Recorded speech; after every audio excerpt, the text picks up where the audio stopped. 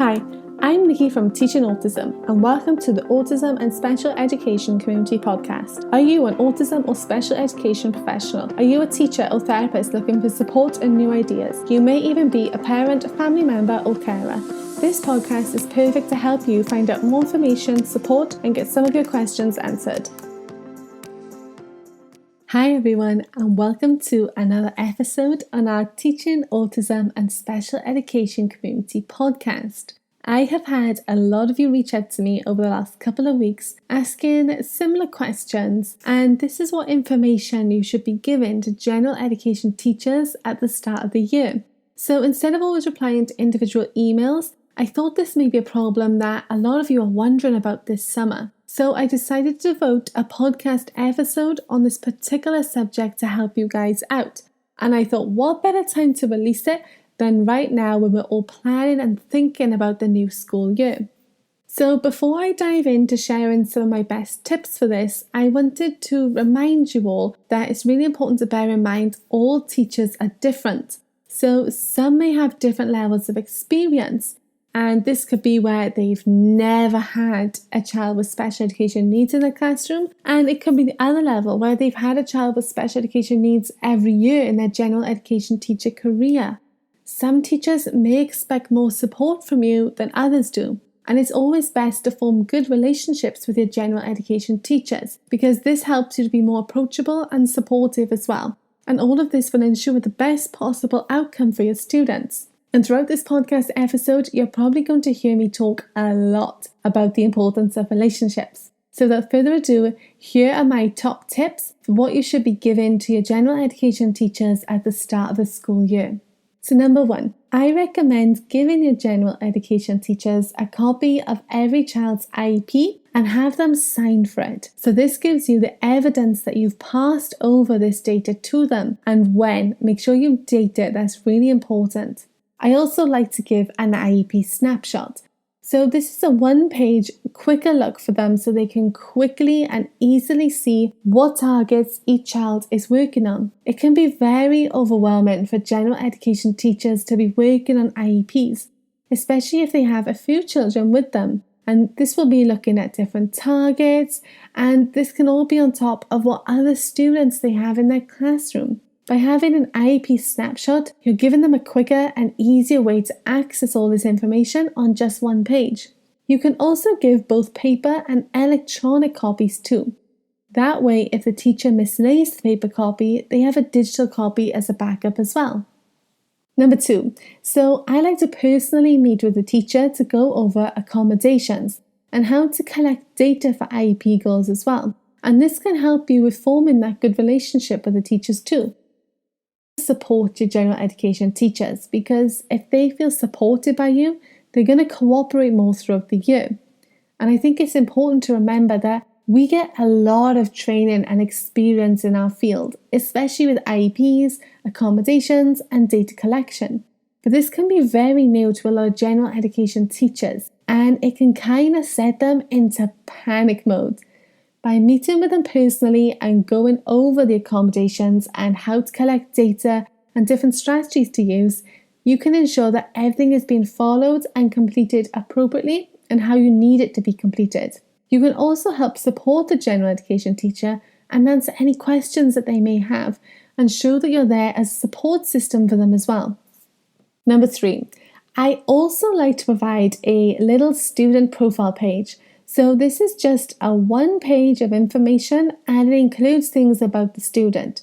So it could be things like their likes, their dislikes, any triggers that they have that can cause behaviors, any medication that they're on, allergies that they have, any health issues, and their diagnosis as well. All of these things will help the general education teacher to learn more about the student and how they can best support them in their classroom. Number 4. Behaviour plans are vital to share with general education teachers. So I like to go over these in person as well because behaviour plans can bring up a lot of questions like, what are the students' triggers? What do I need to be looking for? What should you do if you see a behaviour starting? What should you do in the middle of behaviour or after behaviour? What should they be recording and how do they record it? What evidence do they need? It's also important to include the general education teacher when you're looking back at the behaviour plan and seeing if any changes need to be made. The general education teacher is going to be with the student the most, so they're going to see most of the changes. And as we know, our students can change very quickly. They can mature very quickly, even sometimes over a summer, and a lot of their behaviours can go away. Or they can start new behaviours from a change of something happening. Or it could just be that as they're growing and they're going through puberty, new behaviours surface. So it's important to have that good relationship so you can keep on top of behaviours and keeping that behaviour plan up to date as well. Number 5, I think it's also very helpful to discuss any family information or anything that you feel is important that the student has going on right now, or what the general education teacher needs to look out for. Keeping everyone in the loop for what's happening is what is best for our students. And that's why we're here. We want our students to have the best and most positive experience in our school. We want to help them achieve their goals and be the best that they can be. And I know it sounds like I'm relationship obsessed, but honestly, everything boils down to having that good professional relationship with the general education teachers in your school. Number 6, if the student has particular needs, like sensory needs, you can include some sensory activity printouts for them to look through, or even sensory diets.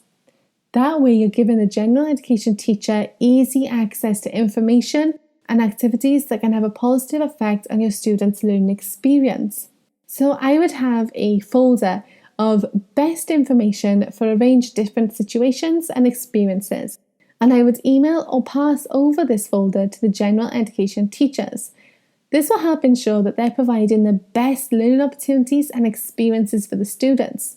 And I'll also include a cheat sheet for acronyms in here because we know how confusing all those letters can get after a while. But it can be even more confusing for general education teachers who have no idea what all these random letters mean. Number 7. Another great resource that I like to give to general education teachers is just a one-page overview printout of the child's diagnosis. For example, if they have Dandy-Walker syndrome, what is it? How does it affect the child? What can they do to support the child? I feel like sometimes teachers don't know enough about the diagnosis, but they also don't have enough time to sit down and research into it. And if they do have time, they might just be busy doing something else. So they may have researched this syndrome on their to-do list, but when they actually sit down, they have to prepare for another IEP meeting, or update a behaviour plan, or meet with a parent, or attend a review. There's so many things that we have going on all the time. We might not have that 5 minutes that we need to sit down and do some research.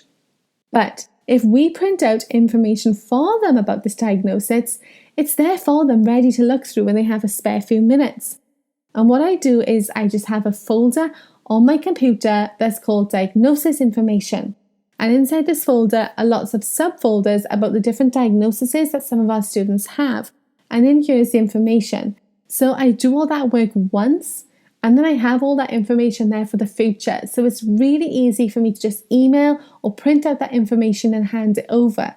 So it's cutting my workload in the future, but it's also ensuring that I'm helping my student to have the best experience and support from their teacher. So those are my top 7 tips of information that you should be passing over to the general education teachers at the start of the year to support your students. And I think it's fair to say that all of these tips boil down to one main thing, and that is to ensure you have a good relationship with your general education teachers. This is the key to success and to achieving all these tips as well. Sometimes wires can get crossed, or we can feel like it's us versus them. But honestly, we all have challenging things going on in our careers and our personal lives every day. We just have different challenges to each other, and we just need to take time to respect what each other is going through. For general education teachers, things like IEPs can just be a frightening and overwhelming experience. And they either don't have knowledge of it or they've never had any training. So they don't even understand what an IEP is or how they should be following it and implementing it in their classroom. All these things can become very overwhelming very quickly for our general education teachers. We know ourselves how stressful IEPs can be, and we know about them. So imagine not knowing about IEPs and having all this stress as well as having, sometimes 25 to 30 other children in the class that they're trying to cater for. And they don't always have the most amazing amount of staff in the classroom. They may just have one member support staff, and that's quite difficult and stressful. They may be a brand new teacher in their first year teaching, and then it's even more frightening because they're trying to do all the things to prove themselves as a first year teacher, and they're trying to follow IEPs as well. And while some teachers will feel comfortable reaching out to you and saying, look, I need help. I don't understand how I should be doing this, or I don't understand how to reach this goal. Other teachers may not feel confident asking for help. They may feel like asking for help is a bad reflection on them and that they should know what they're doing. So they may bury their head in the sand and hope that this all goes away. And then when you come around asking for updates and information, it gets stressful, and their instant reaction could just be to lash out and take it out on you, whereas really all they need is a little bit of help and support. Having that good relationship will help your general education teachers feel like they can come to you more often. I also think it's a great idea to email the general education teachers every Friday morning, or even the first or last Friday of every month, and just a generic email. Ask them how things are going. Do they need help with anything? This gives them that opportunity to be open with you and respond asking for support. You've taken away the biggest and hardest hurdle from them, which can be coming to you to asking for support.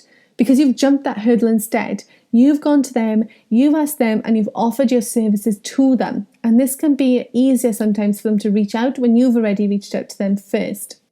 So if you take away anything from this podcast episode, just be sure to remember that everything you provide with the general education teacher, you need to get a signature for. This is evidence for you that you can show what you provided the general education teacher with and when. And this is to protect yourself as well. So if you are a special education teacher and you provide your general education teacher with some great information that you would love to share, reach out and let us know. Or if you're a general education teacher who is expecting a student for the first time with an IEP and you're feeling a little bit worried, you're not really sure what to do, what support you're going to have, what help to ask for, reach out as well. We'll be happy to help you out as well. And remember, if you have a spare 5 minutes, I would really appreciate you heading over to iTunes and leaving a review on this podcast. Leaving reviews makes our day. We love to see how helpful you're all finding this podcast and the episodes that we're sharing with you. And by leaving those reviews, you're helping other educators all around the world find our podcast as well. So thank you for listening to this podcast episode all about what information to share with general education teachers at the start of the year. And I'll speak to you again soon.